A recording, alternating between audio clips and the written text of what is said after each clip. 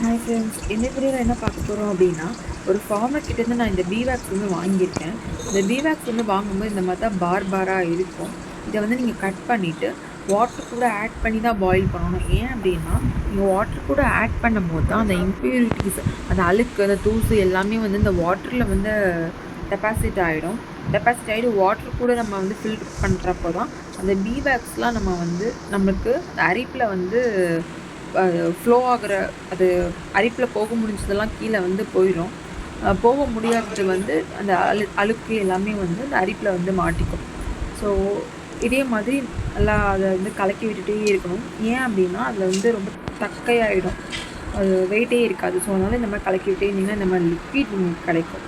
இதை வந்து நீங்கள் அரைச்சிங்க அப்படின்னா அதில் இருக்கிற பீவேக்ஸ்லாம் ஃபஸ்ட்டே போயிட்டு வாட்டர் தான் இருக்கும் ஃபைனலாக.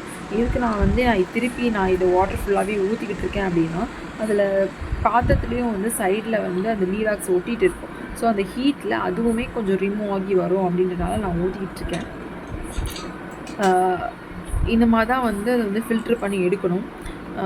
ஃபில்ட்ரு பண்ணி எடுத்துகிட்டு அதை வந்து நீங்கள் ஆற விட்டீங்க அப்படின்னா அது வந்து பீவேக்ஸாக உங்களுக்கு வந்து ஒரு பார் ஃபார்மெட்டில், ஒரு கட்டியாக ஒரு கேண்டில் ஃபார்மெட்டில் வந்து உங்களுக்கு கிடைக்கும். இதை வந்து எதுக்கெல்லாம் யூஸ் பண்ணுவாங்க அப்படின்னா, கேண்டலாக யூஸ் பண்ணுவாங்க. அதுக்கப்புறம் வந்து லிப் பாமு, லிப்ஸ்டிக்கு, அதுக்கப்புறம் ஹேண்ட் க்ரீம்ஸு எல்லாமே வந்து இதில் தான் மேக் பண்ணுவாங்க. ஸோ நெக்ஸ்ட் வீடியோஸில் வந்து நான் உங்களுக்கு வந்து லிப் பாம் ஃப்ளேவர்ஸ் நிறைய ஆட் பண்ணி நான் உங்களுக்கு நேச்சுரலாக எப்படி வீட்டிலே பண்ணுறது ஈஸியாக அப்படின்றதையும் நான் வந்து அப்லோட் பண்ணுறேன்.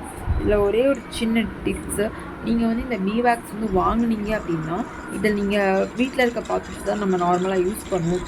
எப்படிப்பட்ட பாத்திரம் யூஸ் பண்ணணும் அப்படின்னா, அது க்ளீன் பண்ணுறதுக்கு ஈஸியான பாத்திரம் எடுத்துக்கோங்க.